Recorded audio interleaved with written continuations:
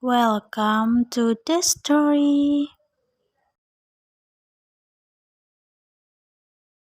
Kerjai pejabat mata duitan, Abu Nawas kasih hadiah berisi sampah.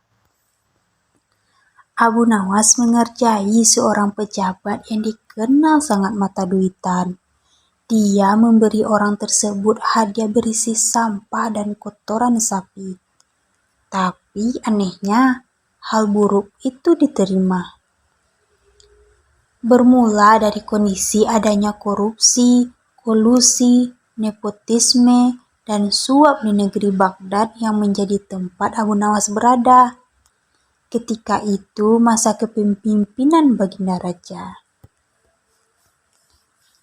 Siang itu udara terasa panas, membuat Abu Nawas tampak bermalas-malasan di rumahnya. Ketika kantuk mulai datang, tiba-tiba terdengar suara salam. Ada tamu rupanya.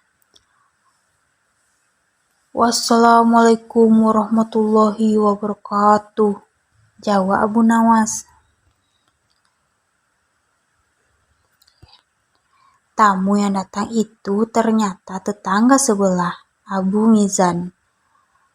Ada apa nih? Tumben siang-siang datang kemari, tanya Abu Nawas usai bersalaman.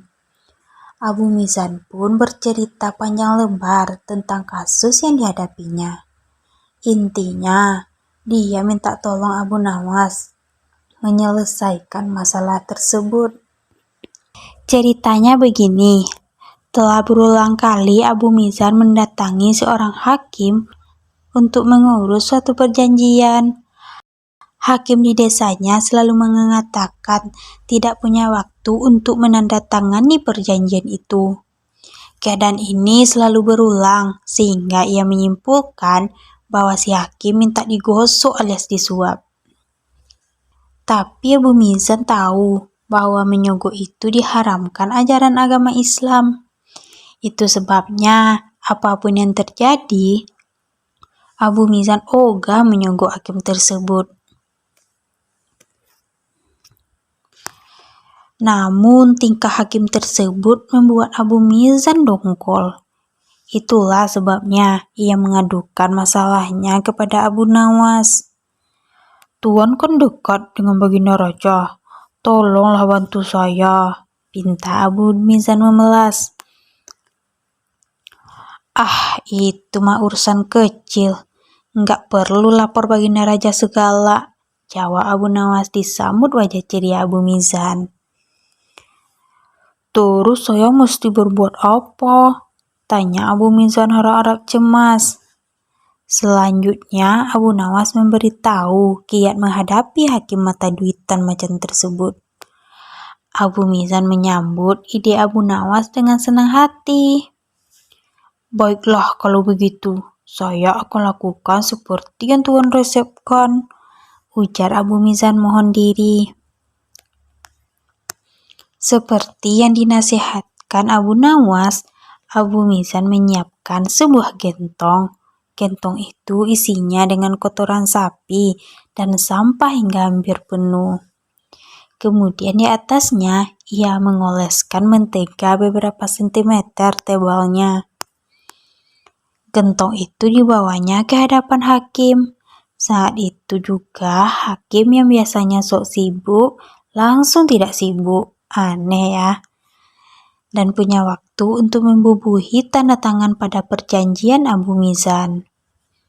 Abu Mizan kemudian bertanya, Tuan, apakah pantas Tuan Hakim mengambil gentong mentega itu sebagai ganti tanda tangan Tuan?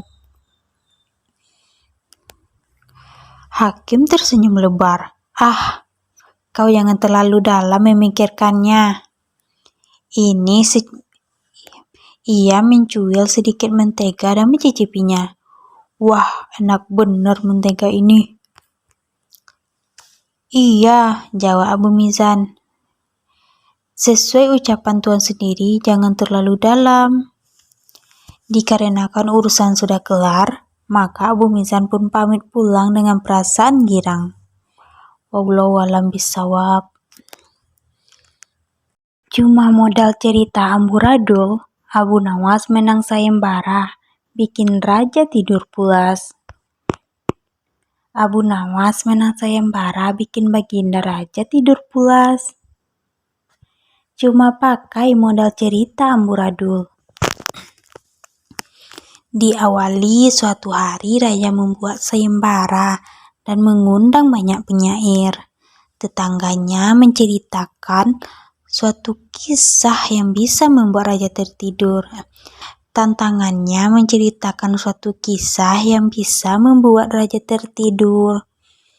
Baginda raja saat itu tidak bisa tidur nyenyak karena terngiang-ngiang sosok perempuan yang pernah dilihat. Pada dasarnya dia sosok raja yang baik, tidak mungkin selingkuh dengan perempuan lain. Lalu raja mencoba melupakannya, namun bayangan tentang perempuan yang dilihatnya tersebut membuatnya tidak bisa tidur. Oleh karena itu, raja memutuskan melupakan perempuan tersebut dengan mendengarkan kisah dari para penyair. Malam kian larut, tidak ada satu penyair pun yang bisa membuat raja tertidur. Hingga akhirnya giliran Abu Nawas. Dia menceritakan sesuatu yang sebenarnya tidak jelas kepada sang raja.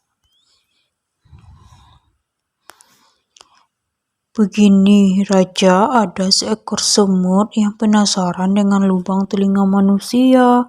Untuk mengobati rasa penasarannya, semut itu masuk ke lubang telinga manusia. Ternyata di dalamnya gelap dan semut itu tidak nyaman di dalamnya. Semut itu pun keluar. Tidak lama kemudian, semut itu melihat ke lubang telinga yang satu lagi. Semut tersebut penasaran, lalu masuk lagi ke dalamnya. Cerita Abu Nawas.